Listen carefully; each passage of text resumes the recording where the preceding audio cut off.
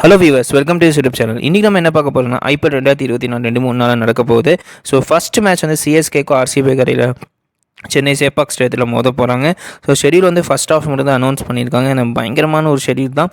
So என்னையை பொறுத்த வரைக்கும் இந்த ஃபஸ்ட் மேட்ச் வந்து ஒரு பயங்கரமான ஒரு மேட்ச் அமையும் நம்புகிறேன். ஸோ இந்த வீடியோவில் என்ன பார்க்க போகிறோம் அப்படின்னா, இந்த ரெண்டு டீம் நடக்கக்கூடிய மேட்ச்சில் பிளேயிங் லெவன் எப்படி இருக்குது, பிச் ரிப்போர்ட் எப்படி இருக்குது, ஸோ ட்ரீம் லெவனில் யார் யார் எடுக்கலாம்னு ஏகப்பட்ட விஷயங்கள் பார்க்க போகிறோம். இதுக்கு மேலே நம்ம சேனல் சப்ஸ்கிரைப் பண்ணாமல் இருந்தீங்கன்னா மறக்காமல் சப்ஸ்கிரைப் பண்ணி பக்கத்தில் இருக்கிற பெல் ஐக்கானையும் ப்ரெஸ் பண்ணிடுங்க. வாங்க வீடியோக்குள்ளே போகலாம். ஸோ இந்த மேட்ச் நடக்கக்கூடிய இடம் சென்னை சேப்பாக் ஸ்டேடியம். சேப்பாக் ஸ்டேடியத்தை பார்த்தாலே எல்லாத்துக்குமே தெரியும். ஸோ எம்எஸ் தோனியோட one of the favourite ground. அது மட்டும் இல்லாமல் எல்லாருமே எல்லோன்னு சொல்லி சப்போர்ட் பண்ணுவோம்.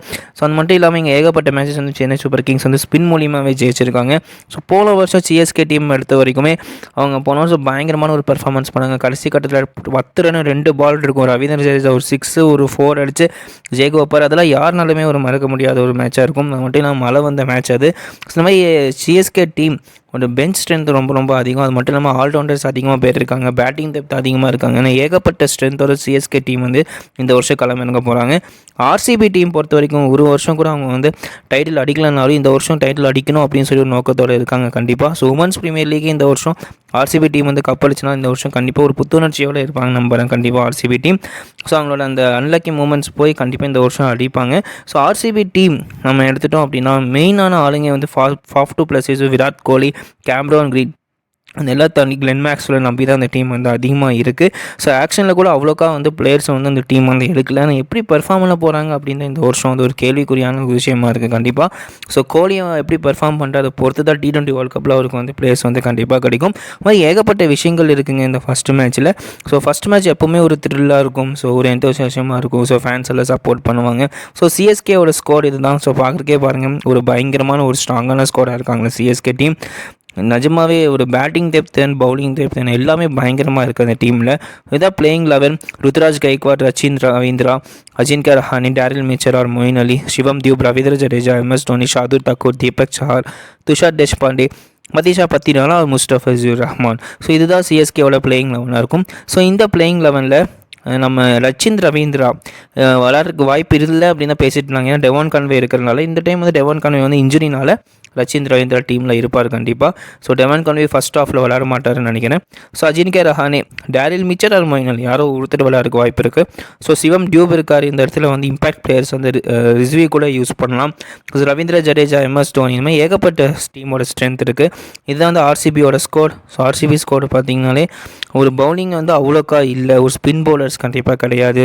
ஒரு நிறைய ட்ராபேக் இருந்தாலும் அந்த டீம் நல்ல ஒரு பெர்ஃபார்ம் பண்ணுவாங்க நம்பலாம். அவங்களோட பிளேயிங் 11 இதுதான். Du Plessis, Kohli, Patidar, Glenn Maxwell, Cameron Green, Mahipal லோஹ்ரா, Suyash Prabhudessai, Dinesh Karthik, Karn Sharma, Mayank Dagar, Mohammed Siraj, Reece Topley, Akashdeep. So இதுதான் அவங்க டீமோட பிளேயிங் 11. ஸோ இந்த பிளேயிங் 11 வந்து டாப் ஆர்டர்ஸ்லாம் மாற்றங்கள் கிடையாது. டாப் 5 அண்ட் 6 தினேஷ் கார்த்திக்கும் மாற்றம் கிடையாது. ஸோ ஒரே ஒரு ஸ்பாட் என்ன அப்படின்னா மஹிபால் லோஹ்ரா ஆர் பிரபுதேசாய் யாரோ ஒருத்தர் விளையாடலாம். இல்லாட்டி அனுஜ் ராவத் யாரோ யாரோ ஒருத்தர் விளையாடுறதுக்கு வாய்ப்புகள் இருக்குது.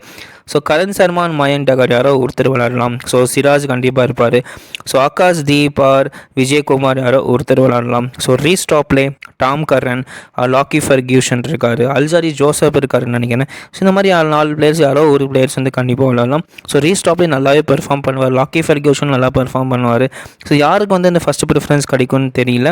வெயிட் பண்ணி தான் பார்க்கணும். நான் 3 foreign players confirm. Du Plessis, Maxwell Green. So அதனால் ஒரு ஃபாரின் பிளேயர்ஸ் தான் விளையாட முடியும் ஆர்சிபி டீம் பொறுத்த வரைக்கும். ஸோ இதுதான் Chepauk ground. So Chepauk ground பார்க்கும்போது நம்ம யாருக்கெல்லாம் தெரியாது. சிஎஸ்கே ஆர்சிபி இதே மாதிரி ஓப்பனிங் மேட்ச் வந்து 4-5 வருஷத்துக்கு முன்னாடி விளாட்னாங்க. அப்போ ஒரு ஒன் சைட் கேமாக போச்சு. சிஎஸ்கே டீம் ஆர்சிபி ஒரு 78 ரன் தான் அடித்தாங்க நினைக்கிறேன். ஒரு ஸ்பின் ட்ராக் அமைஞ்சது. சிஎஸ்கே டீம் அதையும் வந்து ஒரு 18வது ஓவர்னு நினைக்கிறேன். அந்த மாதிரி இடத்துல ஒரு சேஸ் பண்ணாங்க. அதெல்லாம் யாருனாலுமே மறக்க முடியாது. திருப்பியும் 2 டீம் வந்து ஃபஸ்ட் மேட்ச் விளையாட போகிறாங்க. இதில் கூட ஓவர் ஹெட் டு ஹெட் பார்க்கும்போது சிஎஸ்கே டீம் வந்து 20 மேட்ச் வந்து ஜெயிச்சிருக்காங்க ஆர்சிபி கூட. ஆர்சிபி வந்து வெறும் ஒரு 10 டைம் தான் ஜெயிச்சிருக்காங்க.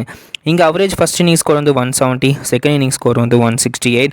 ஸோ ஃபஸ்ட்டாக பேட்டிங் பண்ண டீம் வந்து 30% ஜெயிச்சிருக்காங்க. செகண்டாக பேட்டிங் பண்ண டீம் வந்து 20% ஜெயிச்சிருக்காங்க. ஸோ பிச் ரிப்போர்ட் வந்து ஓரளவு பேட்டிங்க்கு சாதனமாக இருக்கும். 160 to 170 விக்கெட் வந்து கிடைக்கும். அது மட்டும் இல்லாமல் டெத் ஓவர்ஸில் வந்து ஃபேஸ் பவுலர்ஸ்க்கும், ஸ்டார்டிங்கில் மிடில் ஓவர்ஸில் வந்து ஸ்பின் பவுலிங்க்கு சாதனமாக இருக்கும் இந்த பிச்சை பொறுத்த வரைக்கும். அது மட்டும் ஓவரால் என்ன தெரியுது அப்படின்னா யார் டாஸ் வின் பண்ணுறாங்களோ கண்டிப்பாக வந்து செகண்ட் பேட்டிங் தான் சூஸ் பண்ணுவாங்கன்னு நினைக்கிறேன். ஏன்னா ஃபஸ்ட்டு மேட்ச்சு ஸோ எவ்வளோ ரன்ஸை ஸ்கோர் பண்ணுறாங்கன்னு பார்த்துட்டு அதுக்கு தகுந்த மாதிரி சேஸ் பண்ணுறதுனா ரொம்ப ஈஸியாக இருக்கும். Dream 11 team. So first team எப்படி எடுத்திருக்கேன் அப்படின்னா, சிஎஸ்கே டீம் வந்து ஃபஸ்ட்டாக பேட்டிங் பண்ணி ஆர்சிபி டீம் வந்து செகண்டாக பேட்டிங் பண்ணாங்கன்னா இந்த மாதிரி டீம் எடுக்கலாம் அப்படின்னு. சிஎஸ்கே பொறுத்த வரைக்கும் எம்எஸ் தோனி, சிவம் டியூப், ரவீந்திர ஜடேஜா, ரச்சின் ரவீந்திரா, மொயின் அலி, தீபக் சஹார் ஸோ போன்ற பிளேயர்ஸ். ஸோ எப்படி நான் எடுத்திருக்கேன் அப்படின்னா, சிஎஸ்கே வந்து ஃபஸ்ட்டாக பேட்டிங் பண்ணும்போது ஸோ அந்த இடத்துல ரச்சின் ரவீந்திரா ஆர் ருத்ராஜ் கைக்வாட் யாரோ ஒருத்தர் நல்லா விளையாடுறதுக்கு வாய்ப்பு இருக்குது. ஸோ 2 பேரும் ஒரு டீமில் எடுங்க. ஆனால் முக்கால்வாசி ஒவ்வொரு டீம்லேயும் வந்து ஒருத்தரை மட்டும் எடுங்க. ஸோ ரவீந்திர ஜடேஜா கண்டிப்பாக எடுத்துக்கோங்க. ஸோ சிவம் டியூப் ஆர் அஜின்கர் ரஹானே யாரோ ஒருத்தர், இல்லாட்டி சமீர் ரிஸ்வி யாரோ ஒருத்தர் எடுக்கலாம். So Moeen Ali or Daryl mixture யார் விளாட்றாங்கன்னு பார்த்துட்டு அவங்க யாரோ ஒருத்தர் எடுத்துக்கோங்க. ஸோ தீபக் சஹார் ஆர் ஷாதுல் டாக்கூர் யாரோ ஒருத்தர். ஸோ தோனி வந்து ஃபஸ்ட்டாக பேட்டிங் பண்ணுறதுனால தோனி விளையாடுறதுக்கு வாய்ப்பு இருக்குது. அது மட்டும் இல்லாமல் ஆர்சிபி வந்து விக்கெட்ஸ் திணறினாங்க அப்படின்னா அந்த இடத்துல கேச்சிங், ஸ்டம்பிங், ஸ்பின் மூலிமா தோனிக்கு பாயிண்ட்ஸ் கிடைக்கும். ஸோ அதனால் எம்எஸ் தோனி எடுத்திருக்கேன். ஸோ இதுதான் சிஎஸ்கே பொறுத்த வரைக்கும். ஸோ ஆர்சிபி பொறுத்த வரைக்கும் Virat Kohli R Faf du pluses யாரோ ஒருத்தர் எடுங்க. ஸோ கிளென் மேக்ஸ்வெல், கிரீன் 2 கண்டிப்பாக எடுத்துக்கோங்க. சிராஜ் அண்ட் டாப்ல எடுத்துக்கோங்க. எதுக்கு 2 ஃபேஸ் பவுலர்ஸ் எடுத்திருக்கேன் அப்படின்னா, இந்த இடத்துல ஃபஸ்ட்டாக பவுலிங் போடும்போது டெட் ஓவர்ஸில் வந்து விக்கெட் விழுகிறதுக்கு வாய்ப்பு இருக்குது. ஏன்னா ஃபஸ்ட் மேட்ச்னால சிஎஸ்கே டீமோட கடைசி பிளேயர்ஸ்லாம் அடிச்சு ஆடுறதுக்கு வாய்ப்பு இருக்குது. ஆனால் விக்கெட்ஸ் விழுகும்போது நமக்கு பாயிண்ட்ஸ் வந்து ஈஸியாக கிடைக்குங்க. அதனால தான் நான் 2 ஃபாஸ்ட் பவுலர்ஸை வந்து நான் ஆர்சிபி டீம்லேருந்து எடுத்திருக்கேன். ஸோ உங்கள் சாய்ஸ். இல்லை அப்படின்னா நம்ம இதில் வந்து ரீஸ்டாப்லேக்கு பார்த்தீங்களா ஃபாரின் பிளேயர்ஸ் லாக்கி ஃபெர்கியூஷன் எடுத்தாங்களா, அல்ஜாரி ஜோசப் எடுத்தாங்களா, டாம் கரன் எடுத்தாங்களா, அவங்கள கண்டிப்பாக இந்த இடத்துல பிக் பண்ணிக்கோங்க. இல்லை ஒரே ஒரு ஃபாஸ்ட் பவுலர்ஸ் போதும், நமக்கு ஒரு பேட்ஸ்மேன் அதிகமாக வேணும் அப்படின்னு அந்த இடத்துல நமக்கு தேவைப்படுச்சு அப்படின்னா தினேஷ் கார்த்திகை கூட அந்த இடத்துல நம்ம ஆட் பண்ணிக்கலாம். அவர் கூட நம்ம அந்த இடத்துல ஒரு வேல்யூபிளான பாயிண்ட்ஸ் வந்து ஆட் பண்ணி கொடுப்பாங்க. ஸோ என்னையை பொறுத்த வரைக்கும் கேப்டன், வைஸ் கேப்டன் பொறுத்த வரைக்கும் ரச்சின் ரவீந்திரா அண்ட் விராட் கோலி. ஸோ இந்த மாதிரி பிளேயர்ஸ் தான் நான் சூஸ் பண்ணியிருக்கேன். நீங்கள் ருத்ராஜ் கைக்வாட் சூஸ் பண்ணிங்கன்னா அவரே வந்து நம்ம கேப்டன் போட்டுக்கலாம். ஸோ நான் அதே மாதிரி Virat Kohli R Faf du பிளஸஸை choose பண்ணிங்கன்னா ஃபாஃப் டூ பிளஸஸை வைஸ் கேப்டனாக போட்டுக்கலாம்.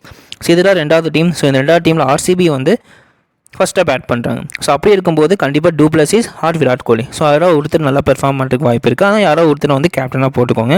ஸோ கண்டிப்பாக தினேஷ் கார்த்திக், ஏன்னா ஃபஸ்ட்டாக பேட் பண்ணுறதுனா தினேஷ் கார்த்திக் வந்து பேட்டிங் சான்ஸ் வந்து கிடைக்கும். அதெல்லாம் தாண்டி Glenn Maxwell, Cameron Green and Reece Topley first batting பண்ணால் ஒரே ஒரு ஃபாஸ்ட் பவுலர்ஸ் தெரிஞ்ச வரைக்குமே ஆர்சிபி டீம்லேருந்து போதும். So Faf du Plessis or Virat Kohli யாரோ ஒருத்தர், இந்த டீமில் ஒருத்தர், ஸோ அந்த டீமில் ஒருத்தர், அந்த மாதிரி இன்டர்சேஞ்ச் பண்ணி எடுத்துக்கோங்க.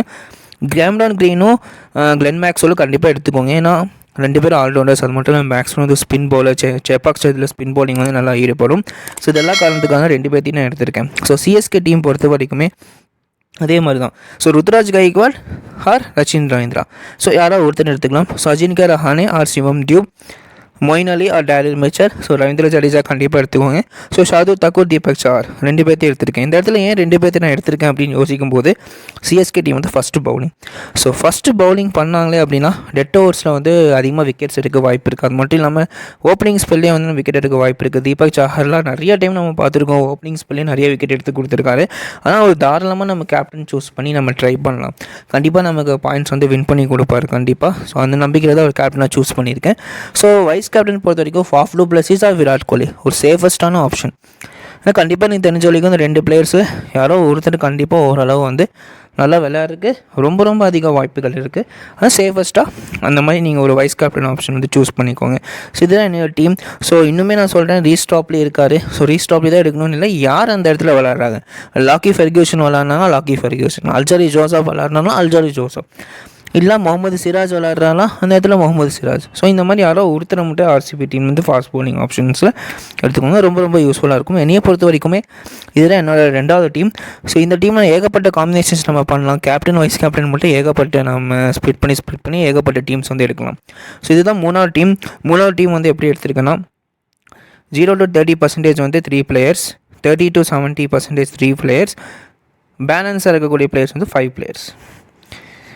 ஓகேவா? ஸோ அந்த மாதிரி நான் எடுத்திருக்கேன். ஸோ அந்த கிரிட்டீரியா, ஏன்னா இந்த வந்து நம்ம கிராண்ட் லீக்லலாம் இந்த மாதிரி நம்ம டீம்ஸ் வந்து போடலாம், ரொம்பவே யூஸ்ஃபுல்லாக இருக்கும். So Dinesh Karthik, Virat Kohli, Rajat பத்திடர், Glenn Maxwell, இந்த இடத்துல வேணும்னா கேமரான் கிரீன் எடுக்கலாம், இல்லாட்டி வேணாம் யாரோ ஒருத்தர் எடுத்தால் போதும், ஏன்னா நம்ம பர்சன்டேஜ் அதிகமாகிடும். So Mohammed Siraj, Reece Topley. So இதெல்லாம் ஆர்சிபி பிளேயர்ஸ். சிஎஸ்கே பொறுத்த வரைக்கும் ருத்ராஜ் கைக்வாட், ரவீந்திர ஜடேஜா அண்ட் ரச்சின் ரவீந்திரா, அதுக்கப்புறம் தீபக் சஹார் அண்ட் முஸ்டாஃபிசூர் ரஹ்மான். ஸோ இந்த மாதிரி பிளேயர்ஸ் எல்லாம் எடுத்திருக்கேன். ஸோ இந்த இடத்துல நான் பர்சன்டேஜ் வைஸ் தான் எடுத்திருக்கேன். ஸோ இதில் வந்து ரஜத் பத்திடர் அண்ட் முஸ்டாஃபிசூர் ரஹ்மான் எனக்கு தெரிஞ்சு தினேஷ் கார்த்திக். ஸோ இந்த மாதிரி போன்ற பிளேயர்ஸ்லாம் நினைக்கிறேன் பாயிண்ட்ஸ் ரொம்ப கம்மியாக இருக்கும்.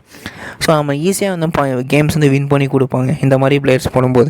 ஸோ என்னையை பொறுத்த வரைக்குமே வந்து கொஞ்சம் டிஃப்ரெண்ட்டான ஒரு டீம் பிளேயர்ஸ் எடுக்கணும் அப்படின்னா கண்டிப்பாக ரஜத் பத்திரா ட்ரை பண்ணுங்கள், சிவம் டியூப் வந்து ட்ரை பண்ணுங்கள், அஜின்கா ரஹானி ட்ரை பண்ணுங்கள். ஸோ இதெல்லாம் தாண்டி Mustafizur Rahman, so Tushar Deshpande, Mukesh Choudhary, Sameer Rizvi, Akashdeep, so Karn Sharma. So இந்த மாதிரி பிளேயர்ஸ் யாரோ ஒரு 2 பேர்த்த வந்து எடுத்துடுங்க டீமில், ஜெயிக்கிறதுக்கு அதிக வாய்ப்புகள் இருக்குங்க. ஸோ இந்த வருஷம் இதுதான் டீம்ஸ் என்னோட team. So captain vice captain பொறுத்த வரைக்குமே Deepak Chahar, Virat Kohli, Faf du Plessis, Ruturaj Gaikwad, Ravindra Jadeja. So இந்த மாதிரி போன்ற பிளேயர்ஸ்லாம் இன்டர்சேஞ்ச் பண்ணிடுங்க. ஸோ இதுதான் என்னோட டீம்ஸ். ஸோ இந்த வீடியோ பிடிச்சிருந்தா ஒரு லைக் பண்ணுங்கள், ஏதாவது கமெண்ட்ஸ் இருந்தால் மறக்காமல் கமெண்ட் செக்ஷனில் கமெண்ட் பண்ணுங்கள், உங்களுக்கு நான் கண்டிப்பாக ரிப்ளை பண்ணுவேன். இன்னும் நம்ம சேனல் சப்ஸ்கிரைப் பண்ணாமல் இருந்தீங்கன்னா மறக்காமல் சப்ஸ்கிரைப் பண்ணி பக்கத்தில் கூட பெல் ஐக்கானே ப்ரெஸ் பண்ணிடுங்க.